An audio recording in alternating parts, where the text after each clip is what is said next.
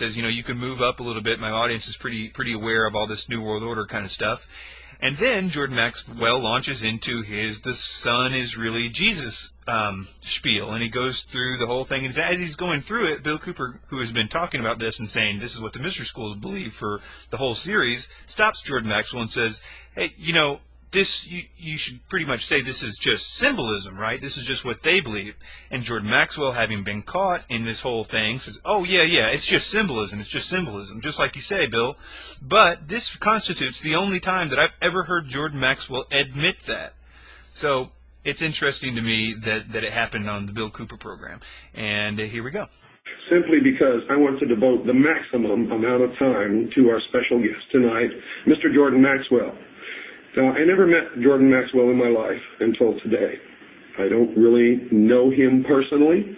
I have been introduced to him circuitously through a bevy of my own personal friends, whom after listening to my lectures, after reading my book, realized that Mr. Jordan Maxwell and I have quite a bit in common.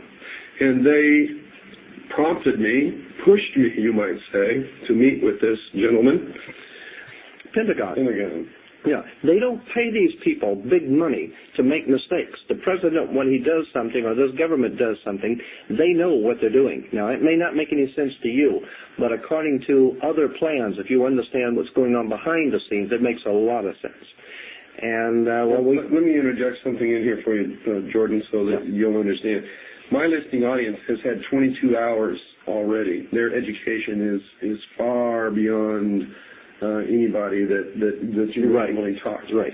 They understand what we're talking about. They understand the involvement of the Vatican. They understand the symbology of the mystery schools. Right. Now, we may have some listening audience out there who just tuned into this show or maybe just found it a couple of shows ago, but most of my listening audience worldwide have been listening to this show since the 4th of May, 1992, and have an extensive education into all of this. So if you want to cut to the meat of the matter, these people will understand. You don't have to build up to it.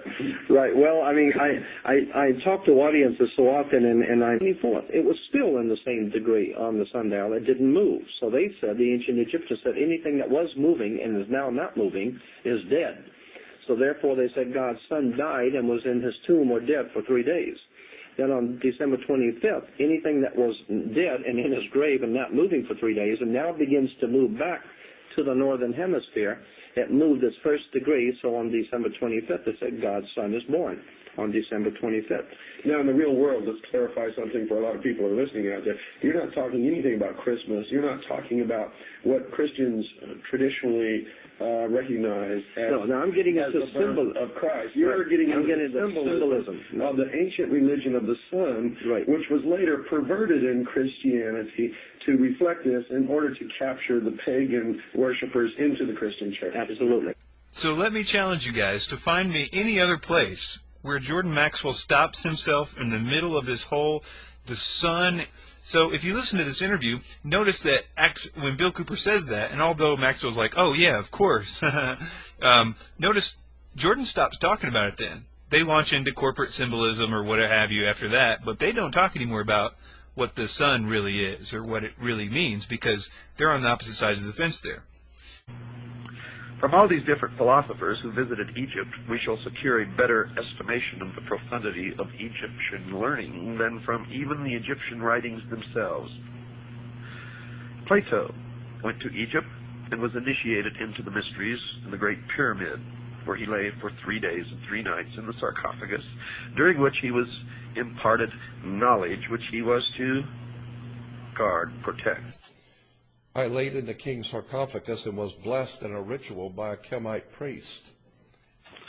I firmly believe, and I live my life according to this, that I owe my first allegiance to my God and Jesus Christ. My second allegiance I owe to the Constitution of the United States of America, and my third allegiance to my family. And the reason my allegiance is that in that order is because God endowed man with unalienable rights. The Constitution protects those rights, and the family is thus able to survive and be protected and thrive. And the family is the basic unit of civilization. period. And I further believe that any man or woman without principles that they are ready and willing to die for at any given moment that they are called upon to do it are already dead and are of no use or consequence to anyone, not even themselves. Understand what I just